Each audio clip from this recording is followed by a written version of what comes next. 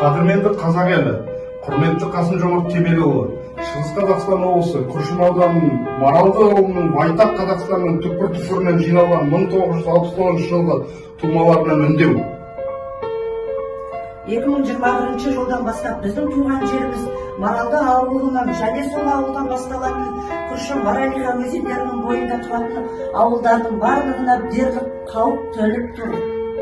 Ауылымыздың іргесінде цианид натрий асаулы затымен алтын өндіретін фабрика салғалы жатыр. Жалпы қоршаған ортаға өте зиян.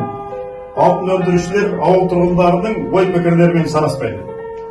Ата заңымыздың 31 бабының 1 тармағында табиғат мемлекеттің қорғауында делінсе, 2 тармағында адам денсаулығына зиян келтіретіндей жағдаяттарды, деректерді жасырғаны үшін лауазымды қызметте отырған адамдар жауапкершілікке тартылады делінген.